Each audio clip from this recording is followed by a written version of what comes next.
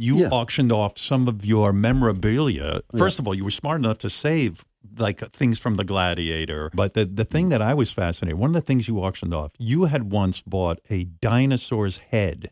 From Leonardo DiCaprio, right?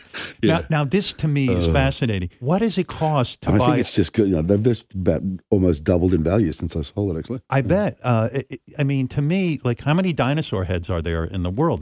Not many. Yeah. Was this a complete in private hands? Right. This was a complete dinosaur head. Yeah. What type of dinosaur was it? I knew you were going to just ask me then. Read. You can look it up. Somebody. You don't even remember. I don't remember. Well, Russell, but I bought it for my kids. Yeah. And, you know, cut myself a little bit of slack. There was a bunch of vodka involved in that transaction. So you were and it happened at Leonardo's house. You were drinking at Leonardo's house. You guys were having a fun night. Yep. And you say to Leonardo, gee, this is fantastic, this dinosaur. No, I think he started the conversation. He's like, I've got this one, but there's another one come onto the market I really want, so I'm trying to sell that one. I said, I'll buy it. and so there's no negotiating. He names a price and you buy it. Yeah, well, I said how much you want for it. Yeah. How much is it? And you don't mind me asking. Well, he was pretty cool about it. He said, just give me what I paid for it. And I think he paid like 30 or 35 grand or something. I thought we were talking even bigger money than that.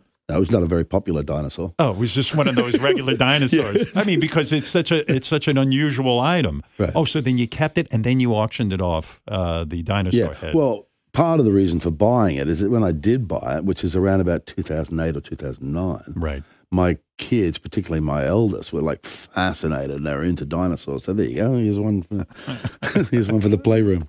Wow, how nice. What a dad. Yeah, it's awesome. Did you turn down, I'm talking about two movies that I thought of that you turned down. And one of them would have been a monster. The Lord of the Rings you turned down? Yeah.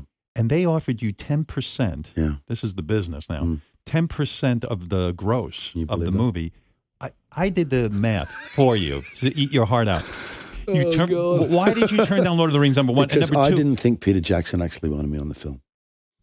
Because I think he was forced into talking to me. Because there was a moment in time when everybody wanted me in everything. And he's a fellow New Zealander. Right. You know? And so I can hear his voice. And I'm talking to him on the phone. And it's like, I don't think he even knows what I've done. You know? And I just knew that my instinct was that he had somebody else in mind, which turned out to be Viggo. Right, you know? Viggo Mortensen. Yeah, and he should be allowed to hire the actor that he wants. You caught a vibe that the studio was maybe forcing him to say, hey, we got to get Russell Crowe for this. Wow, because I did the math. I don't mean to upset you, but I think you would have gotten $100 million from 10% of that movie. No more auctions. No more. Yeah, you could have kept your dinosaur head. Or bought the rest of the dinosaur. But does that eat at you? Get the tail and the legs. I mean, it is show business, and we know that, there's a million actors out there. There's only rarefied few, like yourself, who really can build huge careers out of it. Do you think about that ever? Do you ever say, Jesus Christ, I could have had $100 million if I forget, who cares about Viggo Mortensen? Never thought about it. Really? Only in situations like interviews where people are polite and kind enough to add shit up for me. Yeah. Yeah. And then they can eat your heart out. But it would be nice to have an extra $100 million, would it not? Howard, it would not go astray. It would not. You would know what to do with it.